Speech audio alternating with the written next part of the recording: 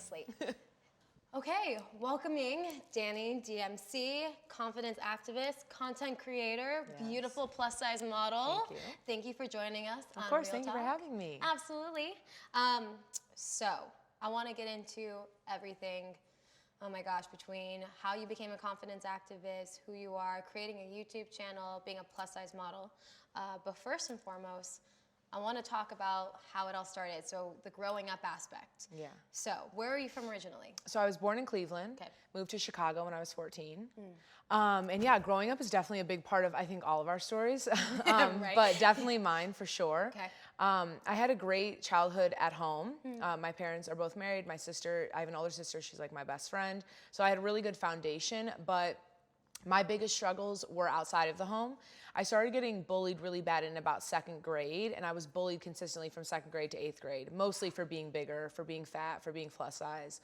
And it was difficult because I always felt like, I sometimes feel like I have a story that doesn't resonate with a lot of other people that have differences like me or are plus size, and the fact that I was never this like really insecure person.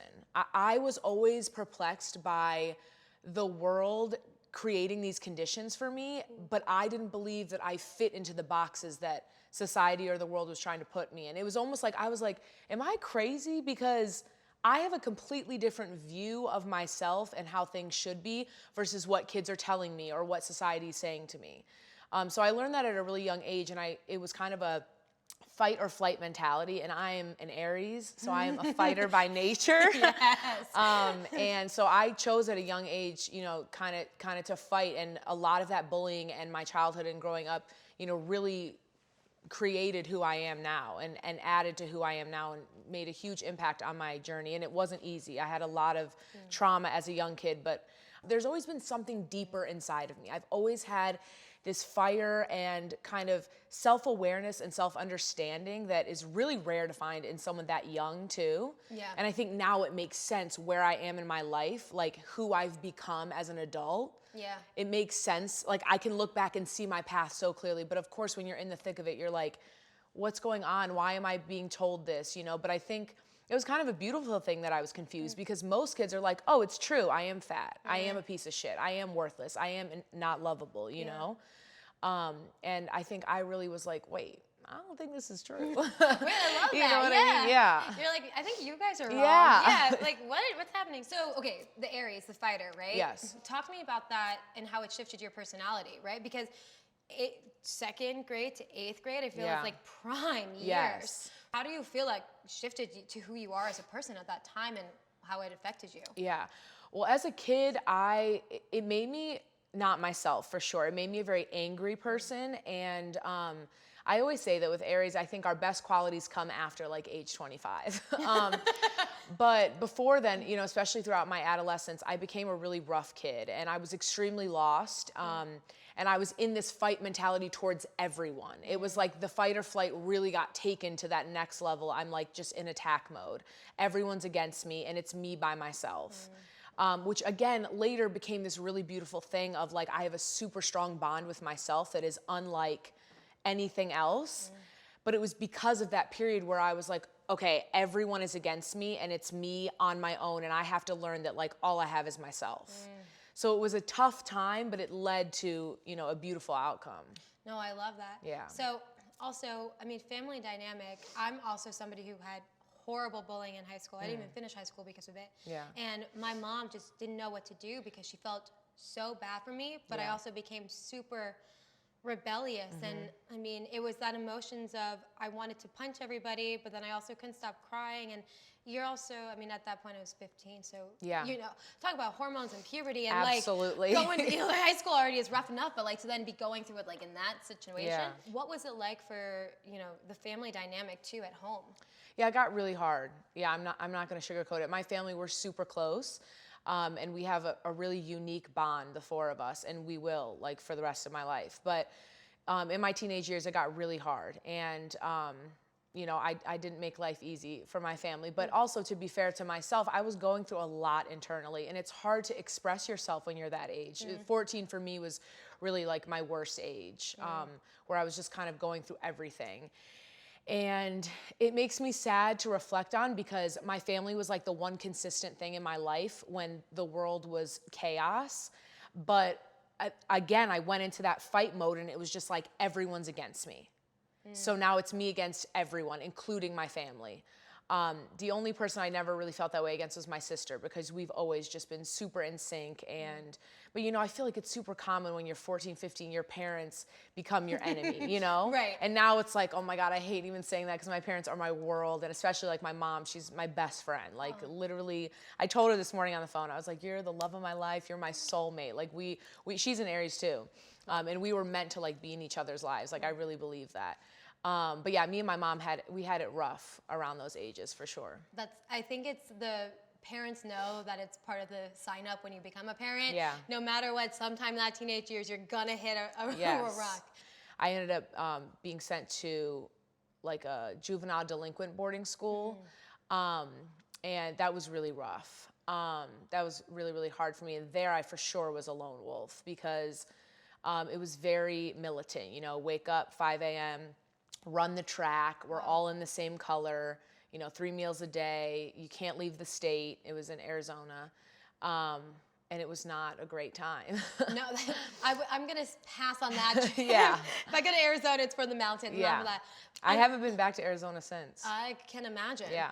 I mean, do you feel, though, that experience shifted, though, your personality at the time, too? Did it kind of make that realization of who you wanted to become next, or? That's a tough question because I don't want to give any credit and say that place did anything beneficial for me. However, I will say I think that was the moment that I realized that I feel like I want every person, every woman specifically, because that's like my community, to have that moment of understanding you are alone.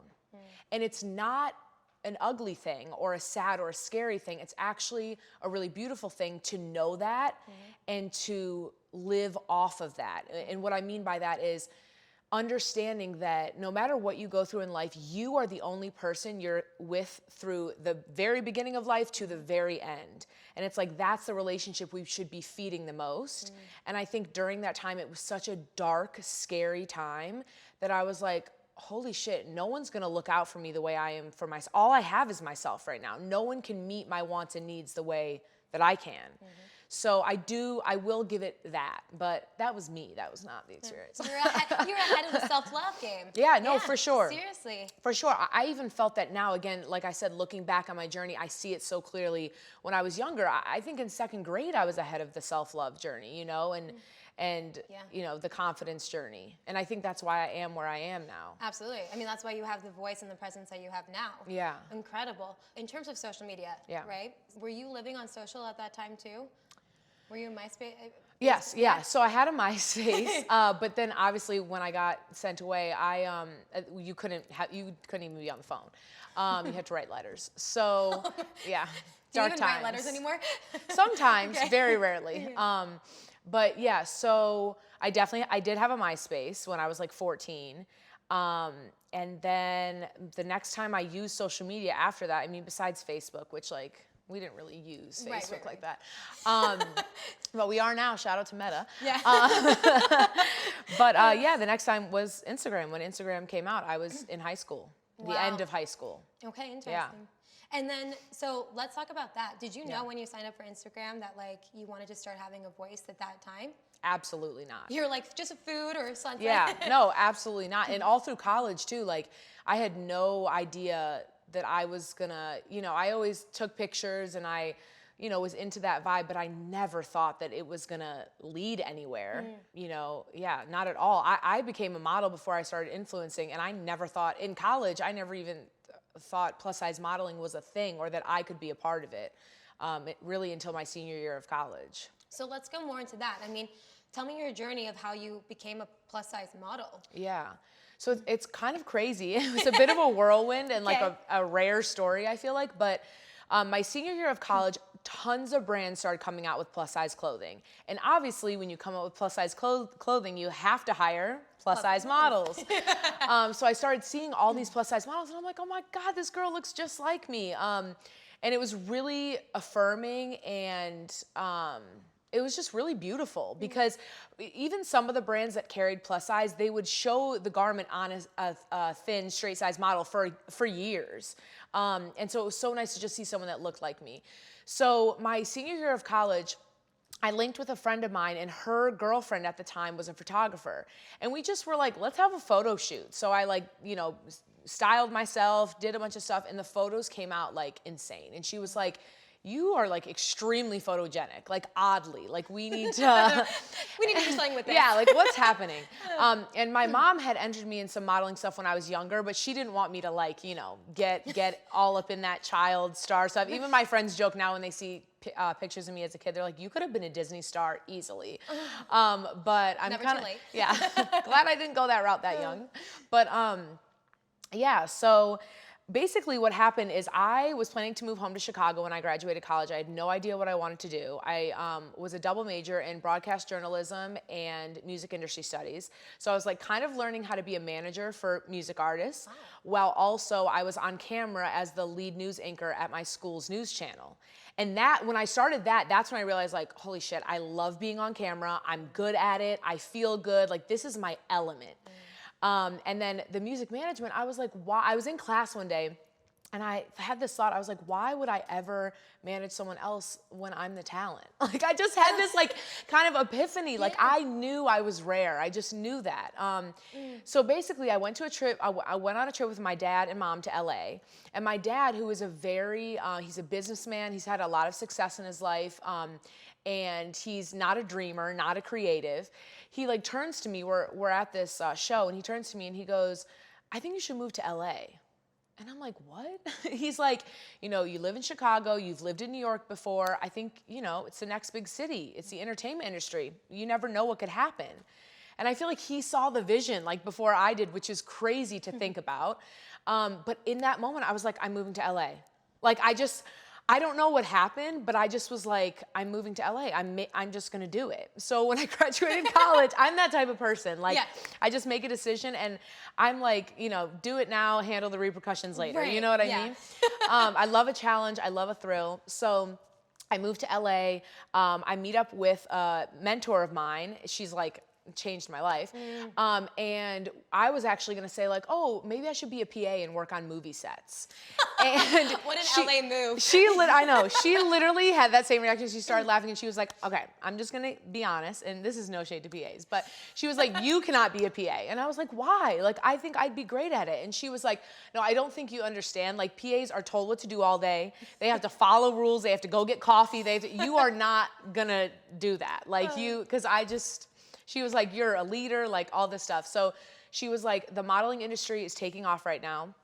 You need to get involved. I'm gonna send you a spreadsheet of what to do. She used to work for Ford modeling agency. So she's like, I'm gonna send you a spreadsheet, follow it to a T. Love. So long story short, I did exactly what she said. I got signed within 2 weeks of living in LA. Oh my God. Then I got signed in New York, and then I got signed in Chicago. Oh my God. And it just kind of took off from there. And it was amazing. And it really was fulfilling me for a good 8 to 10 months. I felt super fulfilled by it. And then I started using social media simultaneously, using Instagram and, you know, kind of shooting BTS, putting that on there, you know, shooting outfits, putting that on there, really focusing on plus size fashion. And then I just got to a point where I felt something was missing. Like, yeah, I'm super photogenic and I'm great on camera, but I have a message and I have a purpose within me that needs to be shared. And so that is really the component that came in when I started YouTube. Yeah. So then, beginning of 2018, so I moved here in 2017. 2018 is when I started YouTube. And that's really when the full picture of the content creation began. Now, did you know at that time that YouTube was going to be your voice and your platform, like what it was going to become? Or were you No. No? I didn't know if I was going to have success, because at that time when I moved to LA, there were not influencers. If there were, it was very new, and there definitely weren't plus size influencers like that. There were more on YouTube than Instagram, honestly. And I just felt like there wasn't anyone like me. There wasn't anyone as, again, no shade, but there wasn't anyone like as stylish as me that was, you know, showing plus size fashion, and it wasn't just like floral and lace and what we've been fed forever, but like actual trendy fashion, people speaking about confidence. Like, if there was fashion stuff, it was just that, let me show you this outfit. It wasn't like, let me really build you up and talk about how dressing yourself every day is a radical act of self-love. Let's talk about it. You know what I mean? So it was definitely different for what was going on. And I had no idea what YouTube or Instagram was going to do for me at the time. But I don't know. I had all these like universe pulls during this time. And I was like, if I feel it, I'm doing it. You're here shaking up the whole industry and creating a voice really early in. Yeah. You start posting videos, you start sharing, and then start to see the success. I mean, what was that moment for you where you're like, wow, I think this is actually going to become something bigger than I even thought? It's interesting you ask that, because one thing I will definitely say in my journey is I didn't take time enough to stop and be like, wow, like I'm doing really good. But I would say, you know, really when I started reaching a big audience and I was having people message me and DM me and seeing how much I was impacting them. And then also when it got to the next level of, you know, going places and I'm getting recognized in public and I'm traveling and I'm getting recognized out of the country and I'm getting recognized. And it's not just the recognition, it's that the people that are coming up to me, I see myself in, and they're like, you've changed my life. I'm wearing this outfit because you told me that I could, you know, and I'm wearing this crop top and I wore a bikini last week in front of my husband for the first time, or, you know, whatever the case may be. I went on a date with this new guy because I wasn't scared because you told me this in this last video. And it was like, wow, I'm really doing what I set out to do. And then on top of all of that, I started making insane amounts of money, which I never thought possible. And that, you know, I wanted to be able to support myself, but that was never my goal. And I think, you know, that's a big difference in being a creator on the earlier side versus being a creator on the later side. Is it's like, oh, now people are seeing, oh, you can, you know, easily make 6 figures. You can make a lot of money doing this. Let me make that my reason why. Right. And that's where people get messed up. My reason why will always remain true. And that's why my brand is the way it is and my engagement is the way it is my community knows that they can trust me, they can look up to me, and I will always be there for them authentically. That is the key word in all of this, is that your authentic self, right? Yes. Because the thing is that if you're going into this as passion and not about the money, because you're completely right. Like, this entire industry started a long time ago, but no one really, it wasn't developed the way it is now. And now there's, you know, growing up, nobody in our generation was like, oh, I want to be a TikToker, I want to be a YouTuber. Yeah. It's now it's like, it was just rated the #1 career that kids want, or like, you know, certain age to certain age. Right. I mean, on top of reality shows and stuff, but like it was, you go to school to be a lawyer or a nurse, you know? And now, but there is such a saturation, but people also see how much money these, you know, everyone's making. And when you're coming from that mentality of like, I want to be this because I want to drive the fancy car and I want to make the money, it takes away from the actual reason why we even have a voice and want to share things. And I think that's the coolest part of who you are, and why the success you even have too is because you stand so true to who you are. And I mean, you've been ahead of the game for a long time, but walk me through how you kind of built this confidence advocate, right? So you started creating these videos, sharing your plus size modeling experience, your swag, your fashion. As that developed, did you kind of know that that was exactly what you wanted to cater to? Yeah. I think you're like, yep, that's it, got it. No, I think again, this ties into kind of my growing up, is I think I've always been a confidence activist since I was a kid. I mean, yeah, I was the one getting bullied, but I was always the rock for all of my friends. I always had, everyone around me always felt like they felt less sure of themselves, less confident than I did. And so all of my friends would come to me and ask me questions, and I was always this person. My friends joke that I was an influencer before Instagram it was even created. And I was a community influencer, which I think is so powerful. And when you have that mindset and then take it to a platform that is so, you know, expansive and huge, the way Instagram is, the way TikTok is, the way YouTube is, I mean, people are going to really they can feel the difference between that and between someone that's trying to sell them something, or between, you know, someone that's just, you know, trying to sell a lifestyle and, you know, oh, I'm on yachts every day and I'm, you know, whatever the case may be. I just went off on my tangent, so I forgot what you even asked. I don't know. I was hooked into the tangent. This is me. I hear something and I'm like, okay, wait, let me talk to that. This is why it's real talk. Yes, exactly. Yeah, no. But yeah, I was tying it back to my childhood and my confidence activism. So I think that I had the vision when I started YouTube. That was the component that was missing for me with modeling, is I was like, I have more to give. And what the more to give was my confidence activism. It was my voice. It was like what's always just been in my gut, in my core. and what I'm meant to share. I always say, like, my tagline is that I'm a 1%er, and people are like, okay, like financially? And I'm like, no, you'd think that, but Not no. yet. Yeah. But what I mean is I'm a 1%er when it comes to unapologetically, radically loving myself. There are less than 1% of people that genuinely, when the lights, when the cameras, when everything goes away and they are fully by themselves, are as confident as I am. And that's not just confident in how I look. It's confident in my mental, my physical, my emotional, just it's almost, it's hard to explain. It's just this, I always make this motion when I'm talking about it, because it's like this solid rod inside of me that no one can break and no one can taint. And that's rare. And I knew when I had that I'm being this 1%er, my goal, it's my unequivocal duty to pass that on to other women, to other people, because it's like, I wouldn't have that for no reason, Right. you know? Yeah. And who, you know, how dare you to be selfish with that kind of power that the universe has granted you with? You know what I mean? Yeah, absolutely. No, Yeah. I love that. It also sounds like that inner core and that inner solid rod was also being developed by every single battle that you had to do. It was like putting the pieces together. Absolutely. Right? January 2021, I had a panic attack for the first time in my life. Wow. Scariest shit ever. Thank God my boyfriend was with me. He's very calm. He's a Cancer, very balancing. There we go. Yeah. And so he was like, let's just go sit outside. He did some breathing exercises with me, and it was really scary, I'm not gonna lie. And then throughout the course of the year last year, I had panic attacks up until November. I'm someone that thinks I can handle everything. I'm a silent sufferer. It takes me a long time to admit defeat. But then I'm also very self-aware at the same time. So it's this like, you know, competing thing internally. But finally, my family doctor recommended me to a really good doctor in Chicago. And so I started seeing him and I got on medicine. I take Lexapro now.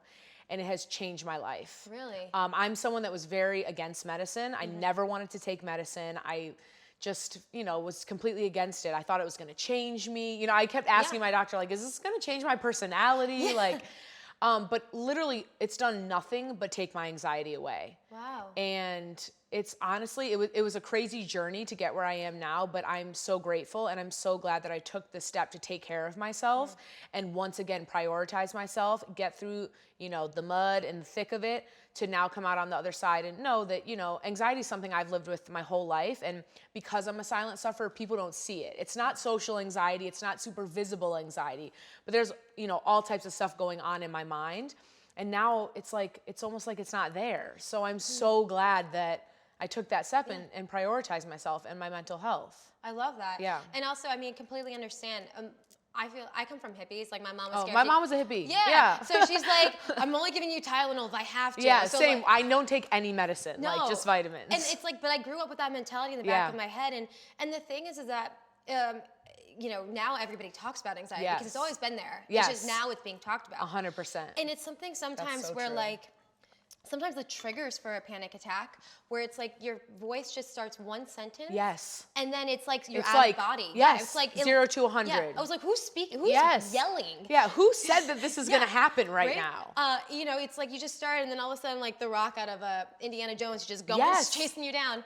And then I talk about it because I used to have a terrible fear of flying. And a lot of it had to do with when I went to the doctor, you know, having a business and having pressures that come with these things now because you are responsible for so many people. Like you're responsible for your content and your audience and who they are, right?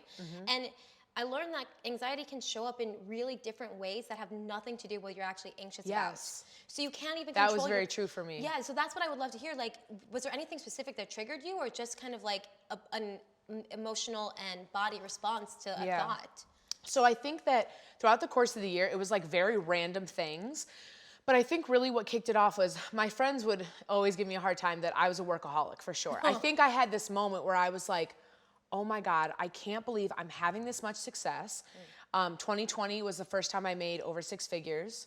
So I was like, oh my gosh, like if I can make this, I'm tripling it. Like I can just go hard, not turn any deals down, just go ham, you know, nose to the ground, floor it. Yeah.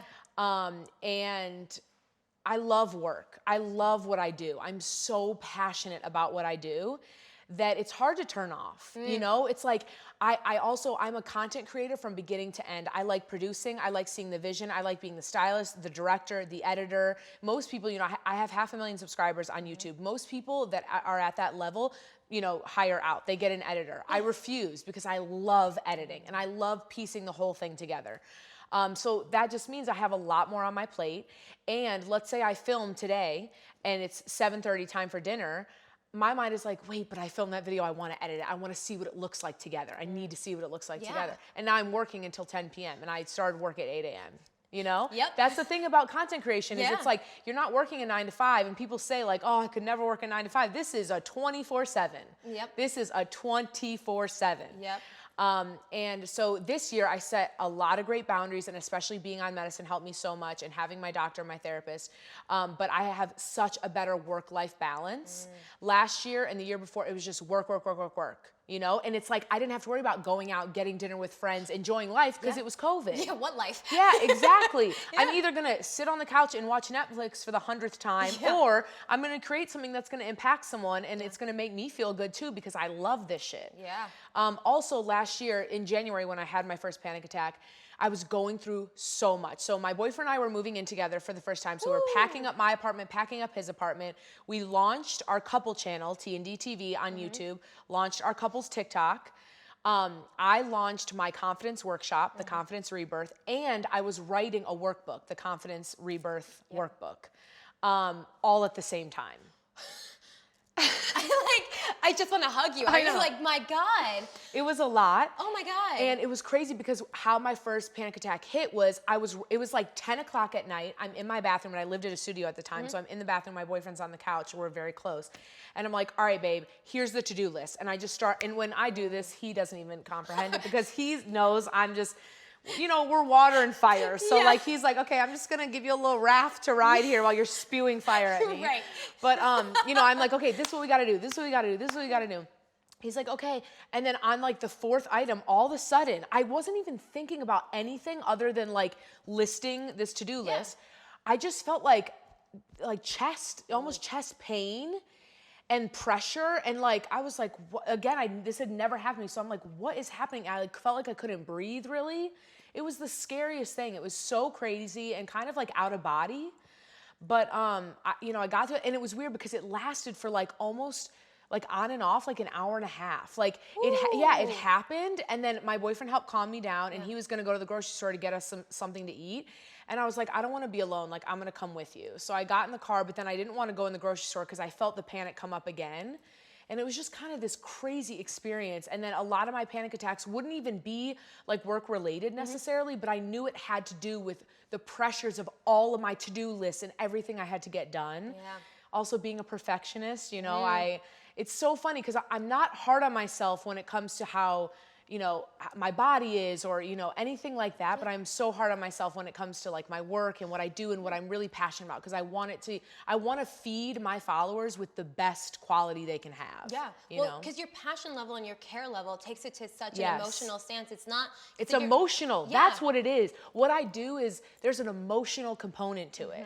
I am involved with my community. Yeah. It's not just like, oh, I go and I, you know, show whatever I'm doing on social media. It's like I have a commitment to these people, and I don't know the 500,000 followers I have on Instagram, but I have a connection to them. You know them. Yes. You don't know them, but you know them. And they know you. Yeah. Yeah. Yeah. Exactly. It is that emotional connection. I mean, and the other side of it too is, you know, all these people who do want to become content creators, or they see what they see, they do not see what goes into it behind the scenes. I'd love to also hear kind of, were there any moments so far in your journey where you're like, whoa, or maybe this isn't like, I want to do something different or shift, or were you just constantly kind of like, yes, this is right? But does that, I don't know if No, totally understand. Right? No, I've never been asked that before. That's why I'm kind of making a face. No, I've never had a moment where I thought this isn't for me. No. Not once. That's great. I mean, yeah. Let's go. Yeah. No, I'm glad you asked me that. I've never been asked that before.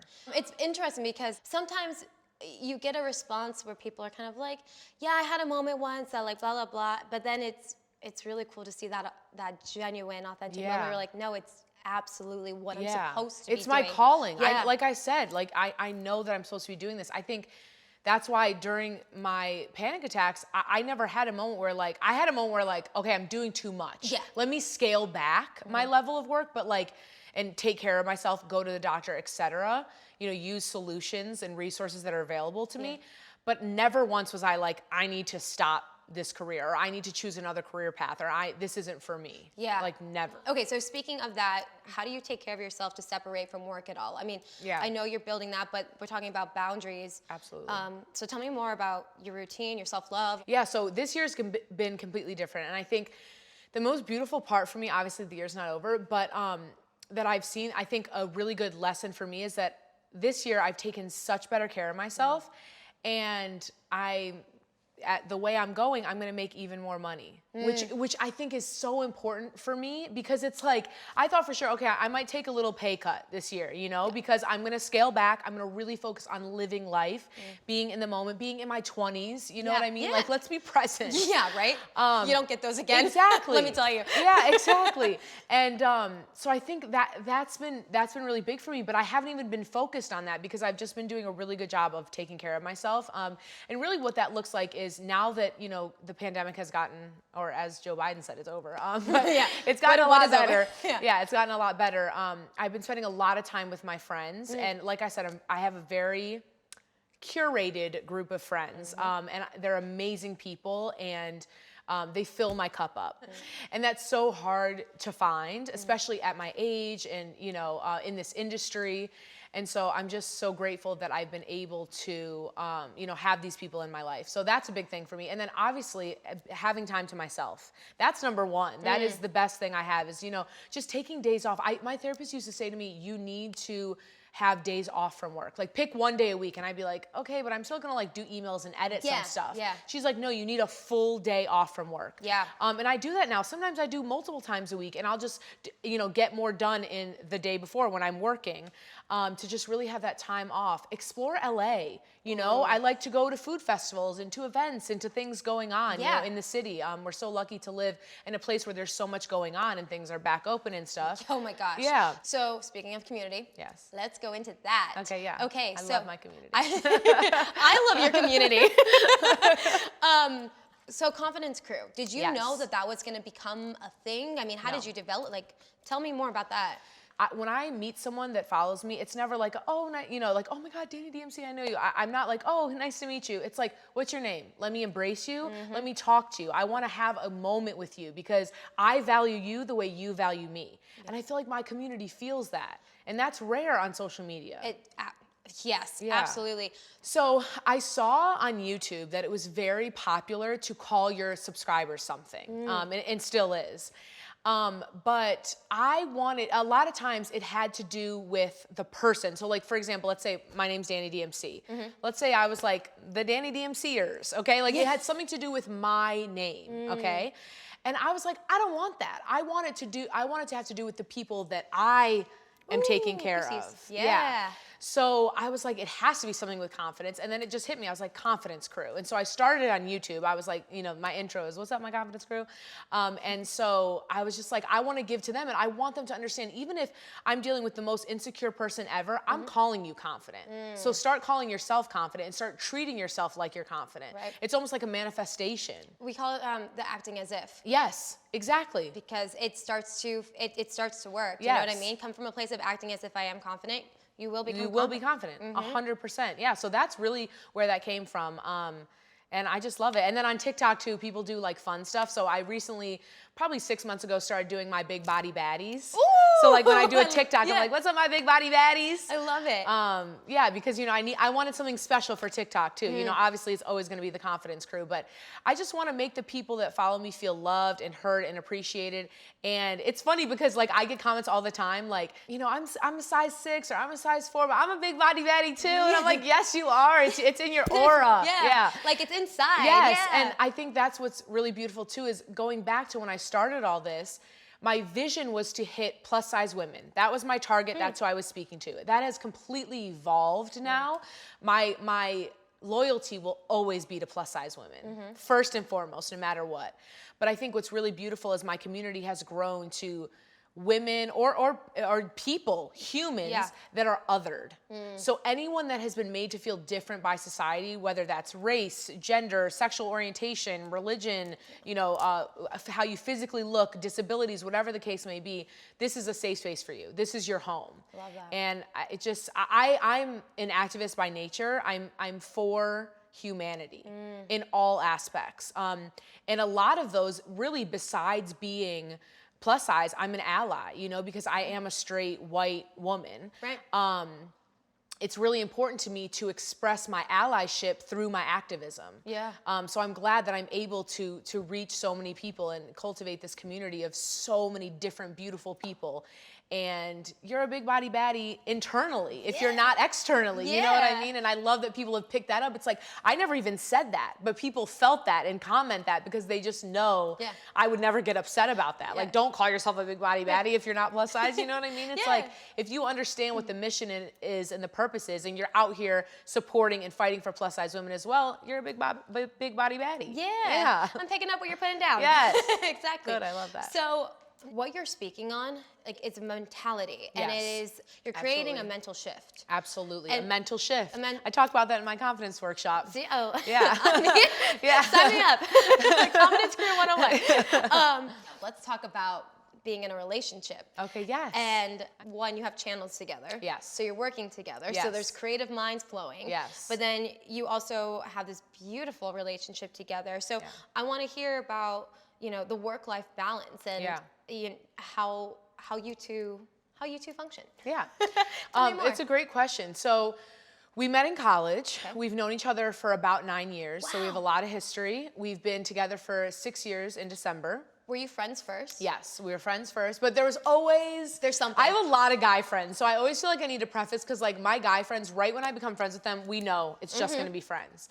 But I feel with him, it was something different. I was like, he was definitely, I always say he was my college crush, for sure. Ooh. But I thought he was, which is crazy. I hate even saying this and admitting this on camera, but I thought for a moment that he was like out of my league, which is crazy because nobody's out of my league. But you know, you have those imposter syndrome thoughts that creep up. And in college, I definitely had some. He was like the star athlete, star basketball player at our college. Every girl was like, you know, he's so fine.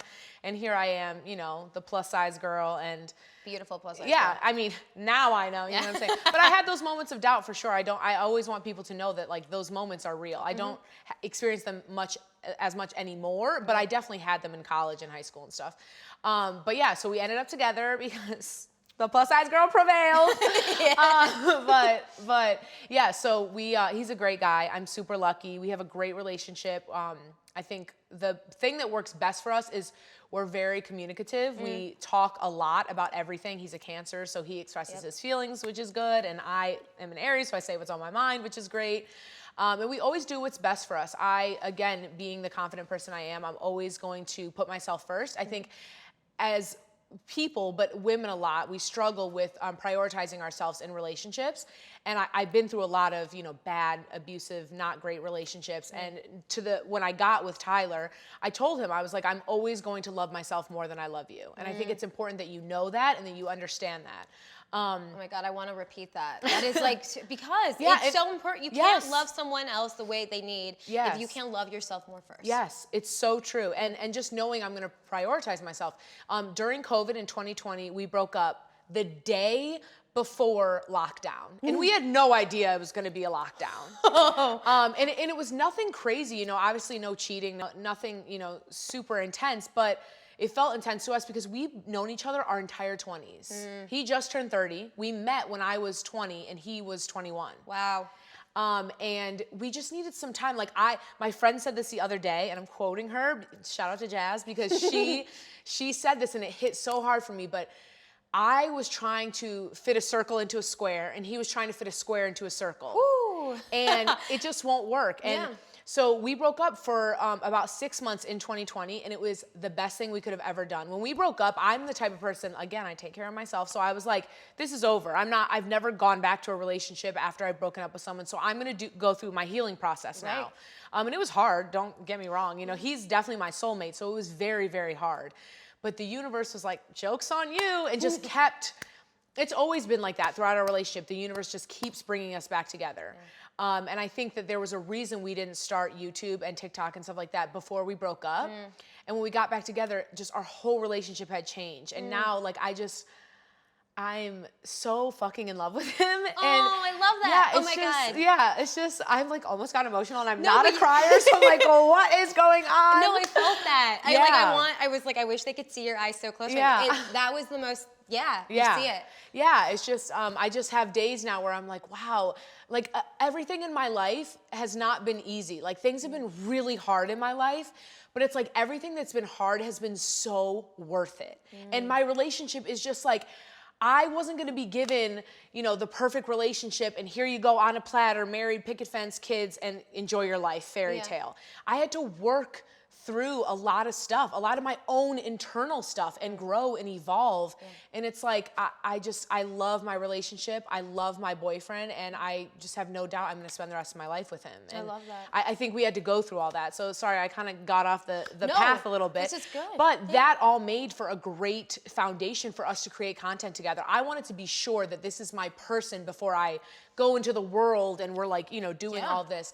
My partner for Girl Talk is tech background, tech founder, Oh, incredible. But like we were saying, because at the beginning, I mean, we just were battling at each other, but our creative concepts. Yeah. But we're also kind of like, you can't make something amazing if you're not putting your passion and supporting your own thoughts. Because then only one of you would be passionate. If the other person was like, sure, whatever you want, it's like, then are they really a creative? Are they really adding value to, you know, it's just, you got to work through that, you know. But then you make magic. Exactly, and reach people. You know, I think a lot of people see us as a couple, you know, as other two, me being plus size, us being an interracial relationship. And I think that it's like a stem off of my foundation I've already created. It's like, now watch the fat girl win. She's in this amazing relationship, you know, and she's defying the odds and she's going against society and, you know, ignoring the naysayers. And same for my boyfriend, you know, like he's gotten way more stuff about me being white and me being plus size than I've ever gotten. And so I think it's just really powerful for people to see us and be able to create this community for them.